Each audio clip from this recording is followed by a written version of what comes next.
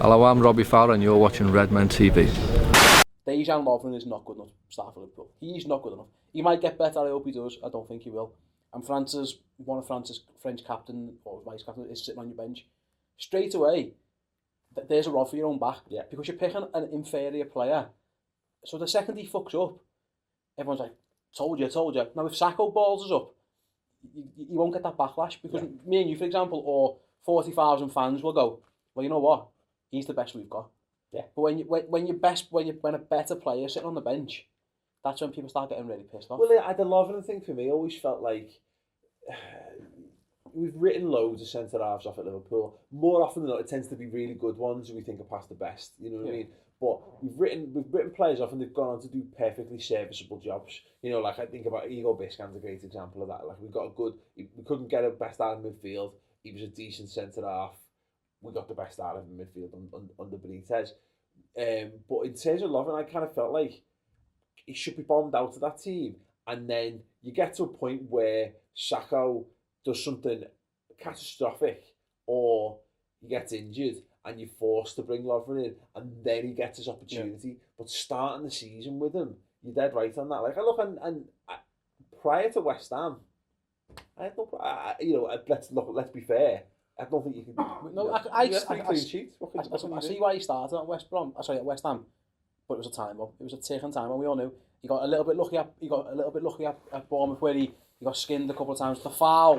To be fair, I think that was a foul. I think everyone's saying it was. I think he was fouled. He made the most of it, but he was. But that's the point when people can clearly see something. And again, it might be wrong, but usually 40,000 fans. If there's 38,000 of them who think something, it can tend to be right. It's what I guess you're right. It was. I mean, look, it was always a struggle, knowing what Rafa Benitez's full 11 was going to be, but you knew the core of it, I guess. And I think the logic that comes out is it's very easy to go, we don't know what happens behind closed doors, and we absolutely don't. So there must be, which I guess it tends to lead me towards thinking like, what is Sakho not doing?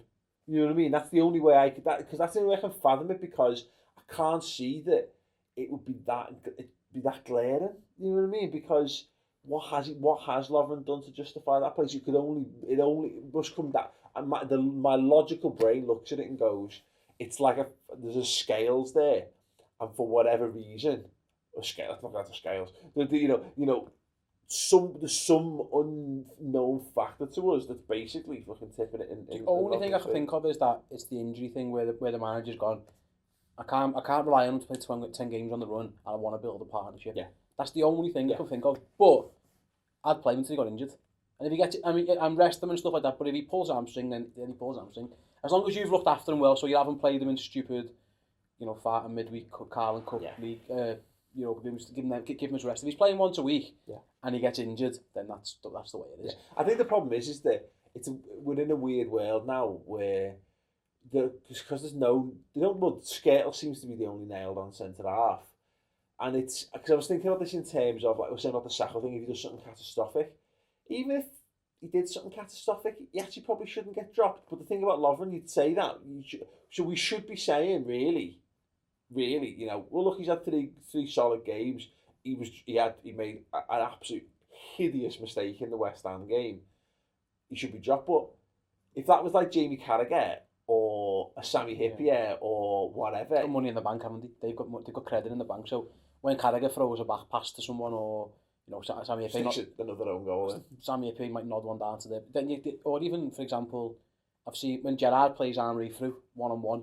You know what you think? You know what? Or he slips. You think you can't bollock him because what's he done? He's built his credit up. Yeah. Lovren's done nothing to. That's why I just don't. That's what I keep saying about Brendan all the time. He doesn't. If he wants to get the fan base on side, and I think he's starting to lose more and more and more. I think at the minute, I haven't done so well to get it after the first season where it was everyone was unsure. The second season was like, right, this guy knows his shit. We've got a star here.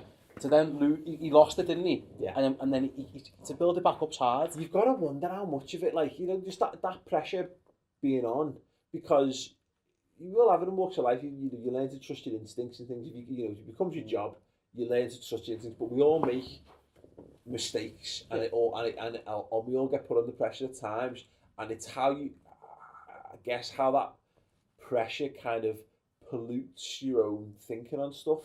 And it's, I guess Brendan Rodgers would be, and I know I would be the same. I'd be like, I'm back on myself. Yeah. I'm not gonna listen to any more outside influences. I'm trusting my own instincts. I'm gonna get people around me who I trust, which he's done, and we're gonna decide what's happening here.